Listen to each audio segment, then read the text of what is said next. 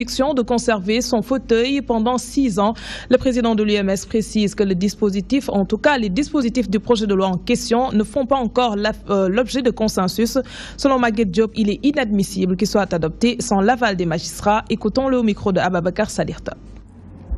Dès les premières heures qui suivent, le bureau exécutif, qui est une instance organisée, a exprimé sa position. Au regard des avis et des suggestions qu'on a requis de part et d'autre, on s'est rendu compte que ce projet de texte pose beaucoup plus de problèmes qu'il n'en résout. Ce texte comporte des dispositions qui sont problématiques.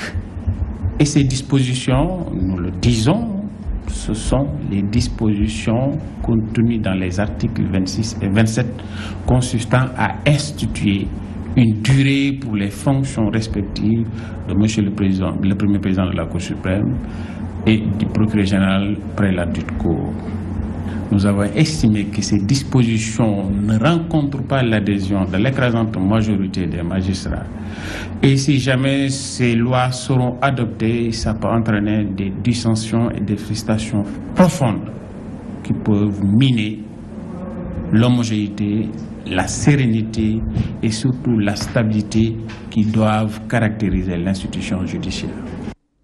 Bonne nouvelle pour les détenus blessés lors de la mutinerie de Rebeuss. Leur doléance de vouloir bénéficier d'une liberté provisoire ont été à moitié matérialisées. 4 parmi eux qui étaient internés au pavillon spécial de l'hôpital Le Dantec ont été libérés par le procureur.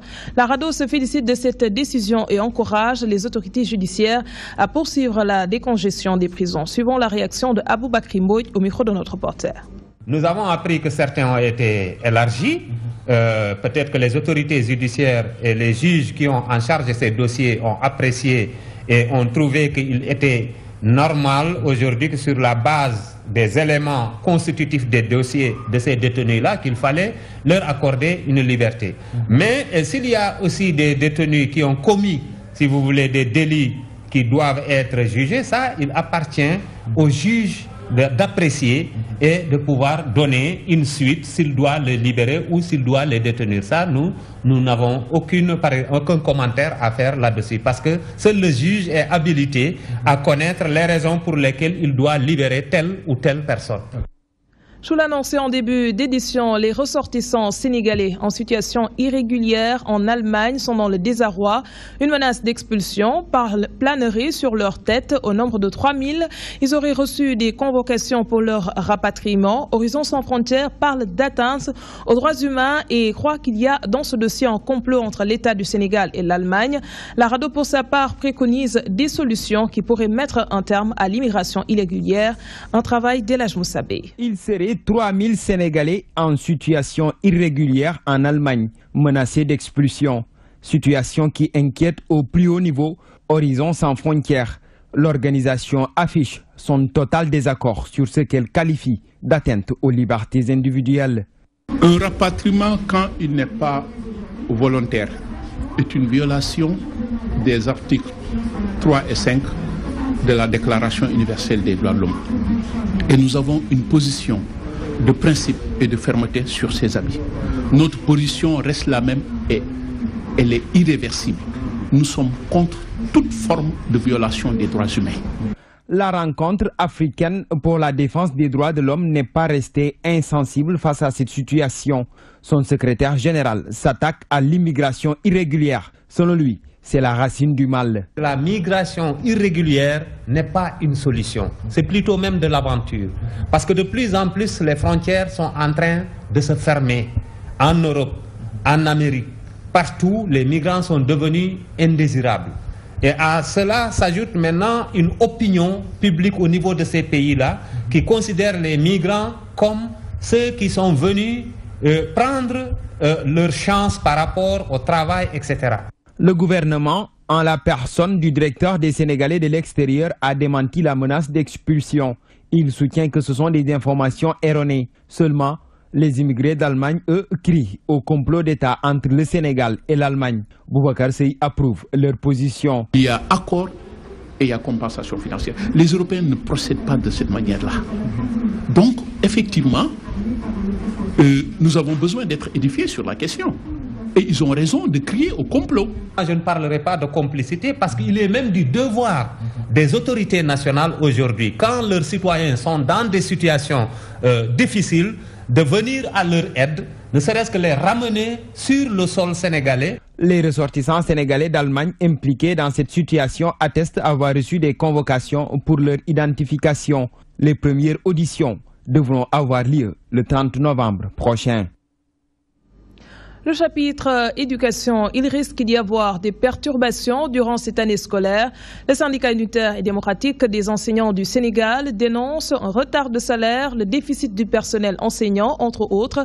Ses membres demandent au ministre de tutelle de régler ces points. Les élections de représentativité syndicale et la situation des sortants de la FASTEF se sont invités aux échanges.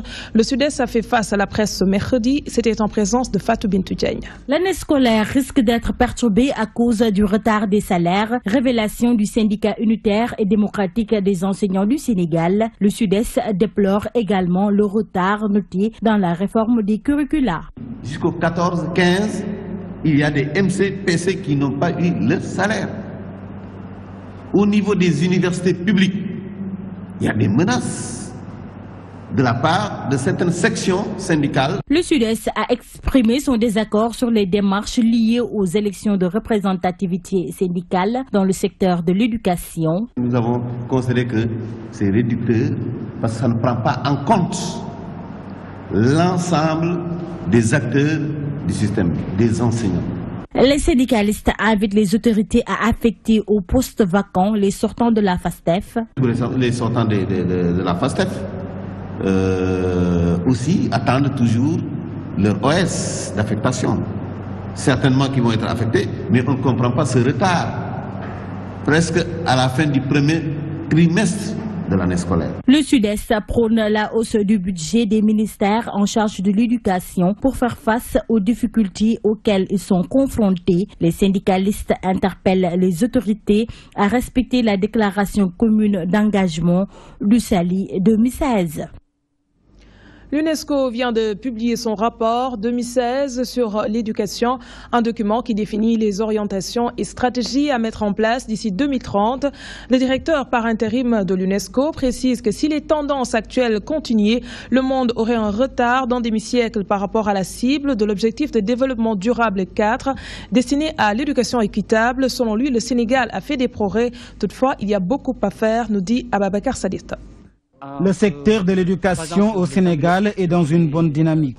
C'est ce qu'indique le rapport mondial de suivi sur l'éducation. Toutefois, il y a des améliorations à faire. Le secteur d'éducation et de formation se porte plus ou moins bien ici au Sénégal, c'est ce que vous voulez savoir.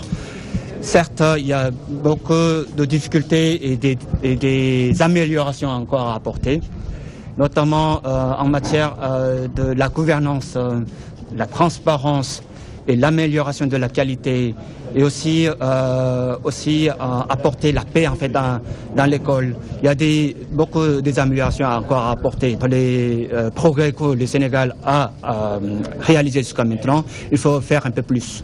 Le représentant du ministre de l'Éducation nationale se félicite de cette avancée significative. Nous sommes en phase avec l'UNESCO. Les recommandations du rapport le prouvent. Vous verrez dans le détail que ces recommandations ne s'éloignent pas de ce qui se fait au Sénégal. Maintenant, vous verrez qu'il y a toujours possibilité d'améliorer. Et nous sommes sur cette lancée. L'amélioration de la qualité, c'est quoi? C'est que les apprentissages, les enseignements-apprentissages se fassent dans des conditions de performance les meilleures, de ce qui se fait de mieux dans le monde. Aujourd'hui, la progression du secteur de l'éducation au niveau mondial ne permettrait pas d'atteindre les objectifs de développement durable. L'Afrique, quant à elle, a encore du chemin à parcourir. Parlons du 18e concours d'agrégation en médecine humaine, pharmacie, odontostomatologie, médecine vétérinaire et productions animales du CAMES. 34 Sénégalais ont accédé au grade de maître de conférences agrégé. Sur un total de 201 candidats originaires d'une vingtaine d'universités, 172 ont obtenu ce titre. Le ministre de l'Enseignement supérieur s'est réjoui de cette percée d'étudiants sénégalais. Abigail était sur place.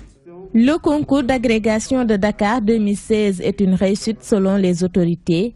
Pendant une semaine, ces lauréats se sont penchés sur différentes épreuves, notamment la médecine humaine, pharmacie, odontostomatologie, médecine vétérinaire et production animale. Le 18e concours d'agrégation en médecine humaine, pharmacie, odontostomatologie, médecine vétérinaire et production animale se termine sur une note d'espoir. Vous venez de recevoir vos titres dans une période où les défis en santé publique constituent une préoccupation majeure. Vous comprendrez ainsi tous les espoirs que nos peuples et nos gouvernements placent en vous. Ce lauréat d'origine malienne se réjouit de son prix. Il ambitionne d'exercer ce métier dans son continent natal. Nous aurons comme mission, avec l'aide de nos maîtres, de développer cette nouvelle discipline dans l'espace CAMES. Personnellement, nous voulons développer la discipline informatique médicale en Afrique qui n'est pas connue. Nous sommes le premier dans le domaine en Afrique, donc c'est plus de responsabilités, c'est très émouvant, donc c'est plus de travail aussi qui est à venir. La cérémonie du 18e concours d'agrégation sur la médecine coïncide avec le centenaire de la faculté de médecine, pharmacie et odontologie. Elle survient dans une période où les défis de santé publique constituent une préoccupation majeure. Par conséquent, les initiateurs appellent à l'implication de tous les anciens pour relever le défi. Nous changeons de registre. L'Union internationale des syndicats de pensionnés et retraités est préoccupée par la situation de cette frange de la population. Cette première conférence régionale vise à prendre en charge cette problématique. Au Sénégal, des mesures ont été prises par le gouvernement pour revaloriser la pension. Cependant, elle reste modeste. Selon le coordonnateur de la Fédération syndicale mondiale du Sénégal, il est temps d'unir la Caisse de sécurité sociale et l'IPRES pour permettre aux Sénégalais d'avoir une pension décente. Les précisions de Ndeye Fatimlo. Le gouvernement du Sénégal a procédé depuis 2012 à la revalorisation des pensions de retraite. Plusieurs mesures ont été apportées afin que les 63 000 pensionnés soient mieux pris en charge. Entre 2012 et janvier 2017, ce sera 40% de revalorisation des pensions. Et le président a demandé au Premier ministre de faire en sorte que le gouvernement réfléchisse sur la pension minimale. Comment faire en sorte pour que les petites pensions puissent être revalorisées et arriver au niveau du SMIC. Malgré toutes ces mesures prises, la pension reste toujours modeste et plonge les retraités dans une situation précaire. Il s'y ajoute aussi que la mensualité des pensions n'arrange pas tout le monde. Les 10% que l'État a augmenté sur les pensions ne servent à rien. De plus, il impose aux retraités qu'on les paye chaque mois. Ce n'est pas du tout normal. Ils n'ont qu'à leur laisser le choix. Parce que la mensualité des bourses n'arrange pas les retraités qui perçoivent une petite pension. Pour le coordinateur de la Fédération syndicale mondiale du Sénégal, FSM Sénégal, il faut une refonte des institutions, à savoir l'IPRES et la Caisse de sécurité sociale. La pension de retraite provient des cotisations sociales, donc il faudrait la sécuriser. La Caisse de sécurité sociale et l'IPRES doivent être unies, mais aussi il faudrait baisser les impôts. Si on adopte cette stratégie, les Sénégalais n'auront plus peur de partir à la retraite. De fortes recommandations sont attendues au sortir de cette première conférence des pensionnés et retraités africains, en prélude à la conférence sociale qui se tiendra d'ici la fin de l'année. Celle-ci sera axée sur les problèmes de retraite au Sénégal afin que des solutions soient trouvées pour que les retraités puissent avoir le droit de jouir à une pension. Intéressons-nous à présent au projet de document de politique foncière proposé par la Commission nationale de réforme foncière. Le Conseil économique, social et environnemental a approuvé un rapport à la demande du président de la République afin de faire le point sur les litiges fonciers au Sénégal. Plusieurs recommandations ont été formulées dans ce projet afin que des mesures urgentes soient prises par la tutelle. Adiaras Bonardi nous en dit un peu plus. Absente lors de la séance plénière, la Commission nationale des réformes foncières a élaboré son rapport à la demande du président Macky Sall. Organiser la priorité foncière en assurant aux titulaires la garantie des droits réels qu'ils possèdent sur leurs terres et délivrer un titre foncier définitif et inattaquable. Tels sont les objectifs de ce rapport. Dans les procédures normales, la Commission ne devrait pas être là. La Commission a été auditionnée par la Commission elle-même. Donc à ce niveau, la Commission ne devrait pas être là. C'est pourquoi nous avons fait cette précision au niveau du Conseil qui a posé la question. Cette méthodologie très participative, consensuelle, qui a été adoptée depuis le début, qui soit vraiment très consensuelle, puisque c'est ça l'enjeu au Sénégal. Donc continuer vraiment ce caractère et cette méthode très participative, inclusive, qu'ils ont adoptée depuis le début pour élaborer le document de politique foncière qui doit précéder maintenant les réformes en tant que telles. Une loi est à l'étude pour définitivement régler cette question, un sujet sensible qui affecte plusieurs couches de la société, mais surtout les femmes. Ce document fasse l'objet d'une loi d'orientation, donc adoptée au niveau de l'Assemblée nationale, pour toujours renforcer le consensus et l'appropriation de tous de ce document de politique qui doit être un document fondateur pour aller vers une législation qui soit acceptée par tous. Le problème des prix exorbitants de l'immobilier a été longuement débattu au cours des échanges avec les conseillers, un fait qui sera bien pris en compte dans ce rapport afin que des solutions durables en découlent. Je vous le disais en titre, Magal de Touba, les commerçants de Dakar de plein pied dans les préparatifs. À moins de 72 heures avant cette manifestation religieuse, beaucoup d'entre eux soutiennent qu'ils font de bonnes affaires durant cette période. Certains ont même décidé de diminuer le prix des denrées. Toutefois, le manque de sucre noté au niveau des marchés les inquiète. Ils invitent le gouvernement à y remédier. C'est un sujet de Djibissar. Magal de Touba, événement religieux très attendu par les commerçants sénégalais. Dans certains marchés de Dakar, les vendeurs écoulent leurs marchandises et se disent très satisfaits de leur vente durant cette période. En période de Magal, vraiment la vente marche très bien. Nous préférons mieux le Magal que la Tabaski ou la Korité. Juste pour vous dire que nos produits sont achetés par les clients. Vraiment, on ne se plaint pas. Comme bon nombre de commerçants, ce jeune ne déroge pas à la règle. À chaque Magal de Touba, il rabaisse les prix des denrées.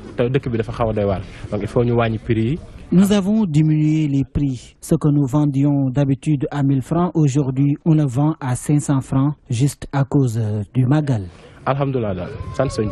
Toutefois, une rareté du sucre est notée sur le marché à quelques jours du Grand Magal de Touba. Par conséquent, ces vendeurs interpellent l'État à trouver une solution dans les plus brefs délais. Le problème fondamental auquel nous sommes confrontés actuellement, c'est la pénurie du sucre. Vraiment, ça pose énormément de problèmes alors que nous sommes en veille de Magal. Il faudrait que le gouvernement règle ce problème au plus vite, car le Magal, c'est d'ici 3 ou 4 jours et après le Magal, il y a également le Gamou, donc la pénurie du sucre devrait normalement cesser. Le Magal de Touba, édition 2016, sera célébré ce samedi 19 novembre dans la ville sainte, une occasion pour ces commerçants de souhaiter une bonne fête à tous les pèlerins. Et nous nous rendons dans la cité religieuse. La gendarmerie met les bouchées doubles. Une innovation de taille est attendue cette année. Pour le volet sécuritaire, la gendarmerie compte expérimenter la surveillance aérienne avec des aéronefs, un dispositif qui s'explique par le contexte sous-régional marqué par le terrorisme. Plus d'1 millier de gendarmes seront déployés dans la cité religieuse et les axes qui y mènent, commandant Alun Diop est le chef des opérations du Grand Magal de Touba. Il est au micro d'Elhadj Modougueye. L'élément nouveau aussi, c'est assurer une assurance de Touba par des avions de la gendarmerie, c'est des ULM, des petits avions qui seront là à partir du mardi 15 en mesure de nous faciliter la surveillance et participer à la sécurité de l'événement. Cette année aussi, les Jakarta seront interdits à Touba. D'ailleurs, le mardi, il y aura le plan de circulation que va présenter le commandant de compagnie, le capitaine Badrafal. Il va insister là-dessus Le constat, c'est que pour les Magal précédents, on a constaté que beaucoup d'accidents ont été commis par les Jakarta et puis c'est eux qui sont les conducteurs, les victimes. Cause pour laquelle les mêmes dispositions qu'on avait prises l'année dernière seront prises pour cette année. Et vraiment, nous invitons tous les conducteurs de laisser ces engins chez eux et de prendre les véhicules pour accéder à Touba. Cela va participer vraiment à la sécurité de l'ensemble des pèlerins qui seront à Touba. Parmi ces véhicules, l'escadron de Touba, la compagnie de Diourbel. Donc, toutes les dispositions vraiment ont été prises pour une réussite sur le plan sécuritaire pour cette édition 2016. Retour dans la capitale, une usine de dessalement de l'eau de mer verra bientôt le jour au Mamelles. Elle permettra d'améliorer l'approvisionnement de la ressource à Dakar, annonce du ministre de l'Hydraulique et de l'Assainissement. Mansour Faye prenait part à la cérémonie de signature d'échange d'accords, de notes de prêt entre le Sénégal et le Japon. Son homologue de l'économie et des finances a magnifié l'accord entre les deux pays ainsi que celui qui lie le Sénégal au Luxembourg. Les détails avec Adja Antedja.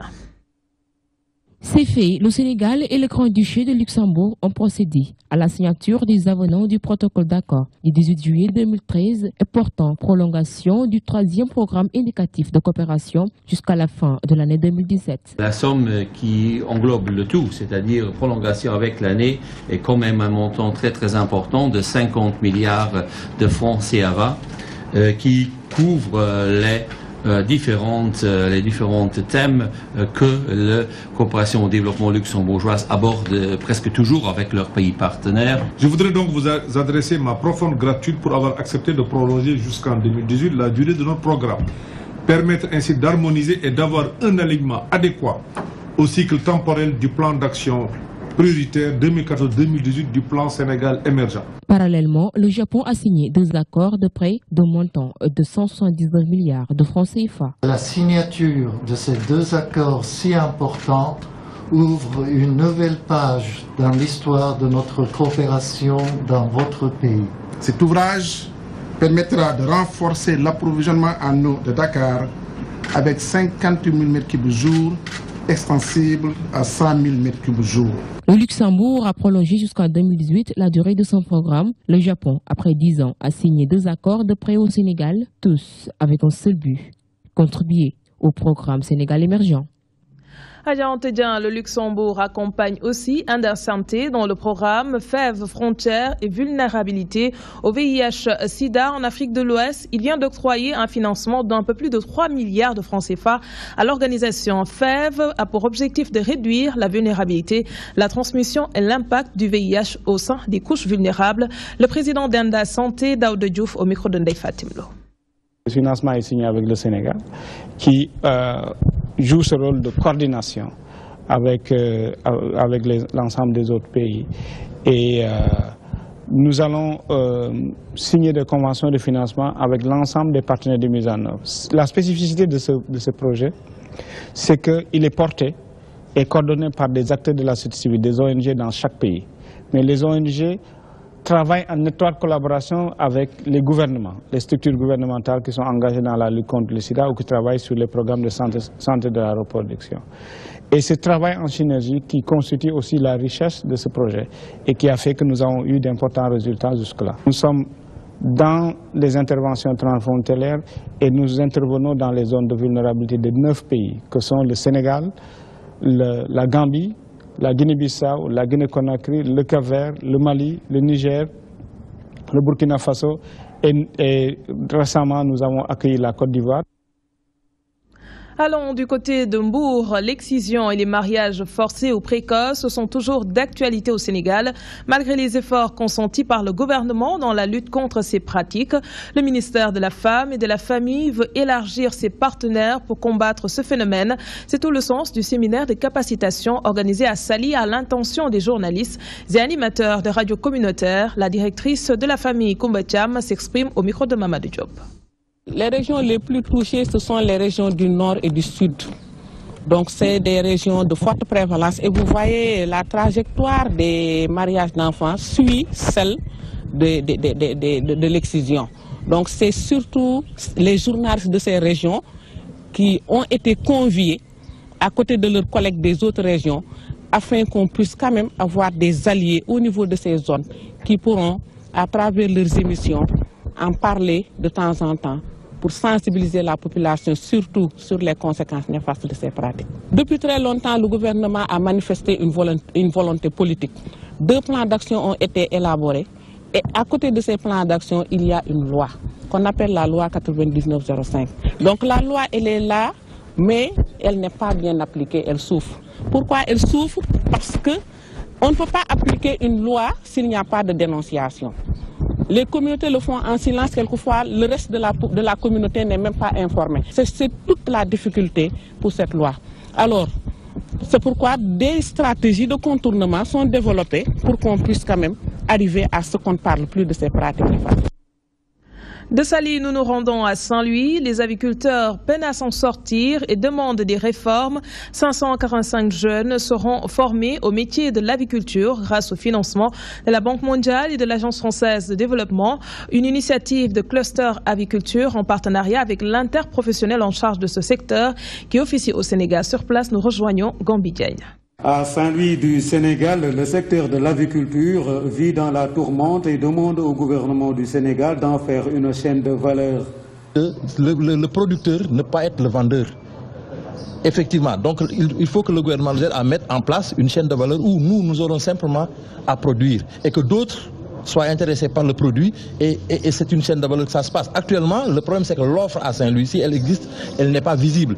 En attendant, le cluster aviculture vole au secours des aviculteurs via une formation de mise à niveau financée par la Banque mondiale. 585 diplômes seront délivrés à terme. Nous, en tant que cluster, nous sommes là pour renforcer les capacités des acteurs. Donc en termes de formation, mais nous travaillons en étroite collaboration avec l'IPAS. Et aujourd'hui, nous sommes conscients que si dans les fermes avicoles, la rentabilité y est, forcément la compétitivité va suivre parce que les produits avicoles sont très prisés au Sénégal, notamment les poulets et les œufs. Donc nous ambitionnons de former à terme 585 jeunes dans le secteur de l'aviculture et nous allons mettre en place un centre de référence à Diamniadio et 4 centres satellites et affiliés seront renforcés à travers tout le Sénégal, notamment à Saint-Louis, à Bambey, à Ziguinchor et à Dakar au niveau du CIMEL. Une graduation saluée par les aviculteurs de la région de Saint-Louis. Et c'est tout pour ce soir. Merci de nous avoir suivis. Merci également à l'équipe technique 20h30 BBC Info. Passez d'excellents moments en compagnie de nos programmes.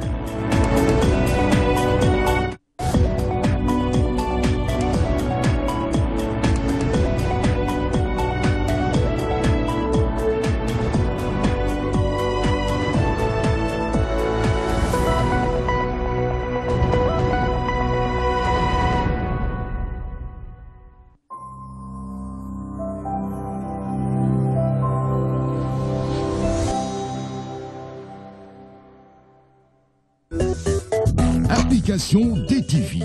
La magie de la télé vous suit partout dans le monde avec son nouveau service disponible sur les supports Windows, iOS, iPhone, Android et tablette.